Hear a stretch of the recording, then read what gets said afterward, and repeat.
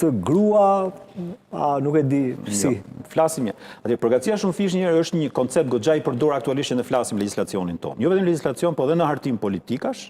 Përgatësia shumë fish është një nga, le të themi, parimet kryesore tashmë që merret parasysh. Dhe me çfarë lidhet kryesisht? Lidhet me faktin që një njeri nuk është vetëm një gjë në jetë. Është shumë gjëra në jetë.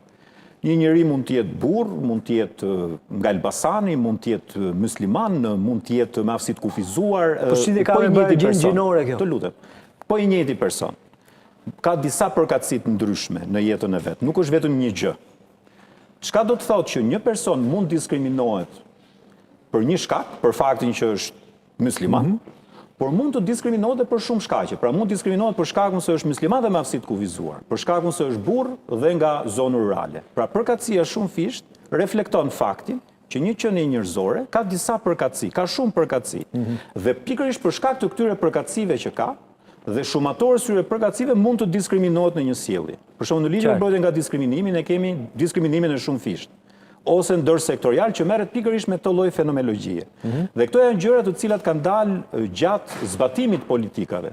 Pra, shteti kur harton një politikë dhe përpiqet ta implementojë atë, shikon që implementimi i kësaj politike, me gjithë dëshirën e mirë, nuk realizohet në mënyrë të barabartë për gjitha kategoritë, sepse disa kategori kanë disa handikape që kërkojnë një kujdesje më të veçantë. Nuk është njësoj një grua në zonë urbane dhe një grua në zonë rurale. Nuk është njësoj një grua, le të themi, pjesë e shumicës shoqërore me një grua rome. Nuk është njësoj një grua me aftësi të kufizuar me një grua, le të themi, pa aftësi të kufizuar. Çka do të thotë që pikërisht për shkak të disa përkatësive, dikush mund diskriminohet jo vetëm se është me aftësi të kufizuar, po pikërisht sepse është grua dhe me aftësi të kufizuar. Pra është ky shumë fishimi i këtyre përkatësive që gjeneron, le të themi, nevojën që të kemi si koncept të parashikuar faktin e parë një që të njohim që çdo njeri ka përkatësi të ndryshme, por dhe që të njohim faktin që ndërthurja e këtyre përkatësive mund gjenerojë në sjellje diskriminuese. Dhe në këtë rast ligji përpiqet që ta mbrojë.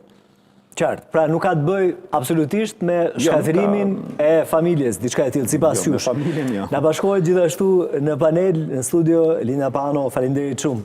Zona Pano që erdhët. Keni protestuar ditën e sotme, keni bërë deklarata për media, keni bërë thirrje deputetëve që të mos ta votojnë këtë projekt ligj. Pse në gjykimin tuaj? Përpara se unë t'jap arsye, do doja që zotëria që kam në krah,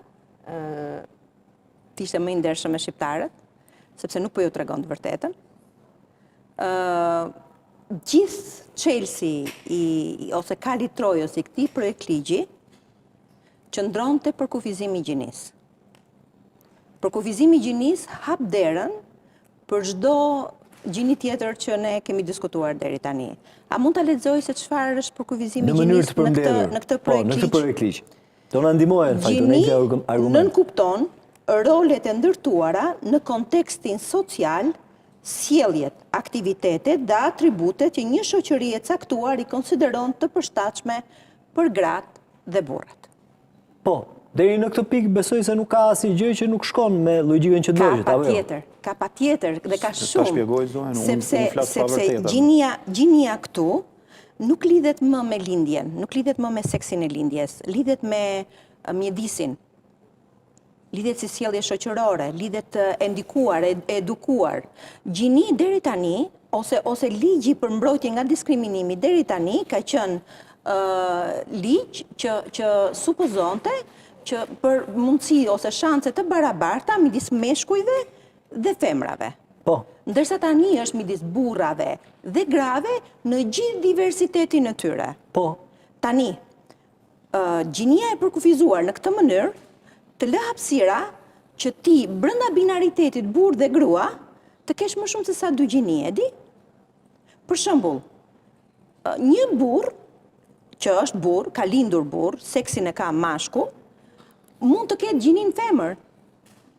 Sepse ka në disa nene që thuhet diskriminim. Ta na thush ku thuhet? Meqense po e lexon. Po të ta them që seksi me gjinin janë dy gjëra të ndryshme të ta them? Jo, kjo që po thoje, ta lexoj me qenë se nisem me të lexuar. Ja, ta lexoj unë prapë. Rolet e ndërtuara në kontekstin social.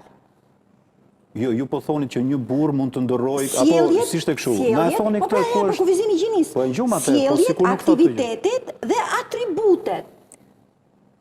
Jo, se kuptoj. Nuk e kupton. Mund të na Me pak shpjegoni fjalë, ku është hapësira në ligj Hapësira në ligj është që një burr të ndryshojë gjinin e tij? Sepse gjinia përcaktohet në bazë të ndjenjës.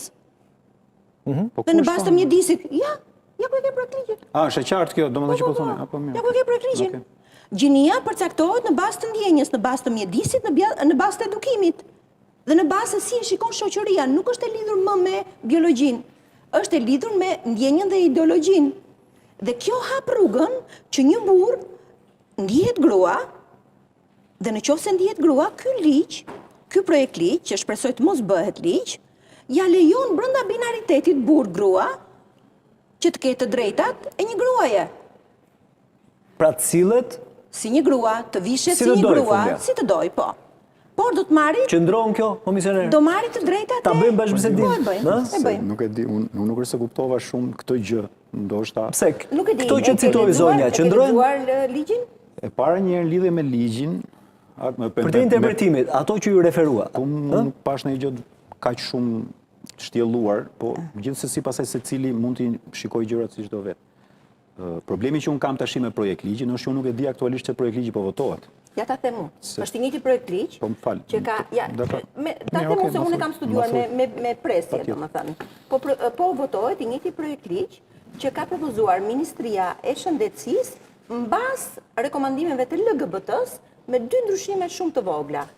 Taulan Balla me Partinë Socialiste na premtuan që do të kishte 23 amendamente që do pasqyroheshin, që do ishin gjitha këto, gjinje shumë fisht, përkatësi gjinore, do të ishin gjitha këto termat, unë i kam amendamentet këtu me vete, do të ishin të gjitha, në fakt nuk u hoqën. U hoqën vetëm, do më thënë, 2 nene nga gjysëm dhe u la ligji siç ishte. Po, mund vijoni, po. Dhe ky Ja ta gjejmë edhe komisioner. projekt ligj do po votohet, ose do të votohet sot. Mbetet për tu parë. Po. Jo, do të votohet, po, a do votohet po apo jo kundra, nuk e dim, po që do të votohet. Për këtë votim mbetet për tu parë, pro apo kundër, se kjo është pikpyetja e madhe, patjetër që do të vijojë procedura. Ne na është quar drafti përfundimtar dhe ky është drafti përfundimtar. A mund ta marr, ta lexoj pas? Nuk është me interpretime. Është me interpretime. Okay. Ky që kam unë është me interpretime. Po. Ndjes. Shiko, neve si e kemi parë, ne normalisht kemi dhënë dhe mendim lidhe me ligjin, unë jam shprehur gjërësisht. Siç po ju thoja, ligji reflekton shoqërinë që është shqiptare sot. Pra kontekstin social, po. Patjetër që terma si gjithëpërfshirje, përkatësie shumë fisht, që janë folur shumë, stereotipe gjinore, se ligji merret edhe me luftën kundër stereotipeve gjinore, që lidhet ndoshta me atë që u tha pak më përpara. Ne duhet kuptojmë që kryesisht gjinit ose sekseve biologjike me gjinit përkatëse janë dhënë disa role në shoqërinë tonë. Role të cilat shpeshherë kanë rezultuar dhe problematik, sidomos më shumë për gjinin femërore. Po. Flas që nga fakti që me ligj nuk kanë pasur drejt votojnë për shembull, apo me ligj do duhet në komunizëm nuk mund të trash, jo vetëm komunizëm, jo. Kanë qenë nuk Se mund në të trash. komunizëm nuk votonin gratë? Nuk mund të trashëgojnë për shembull, siç kanë qenë ligjet. Apo nuk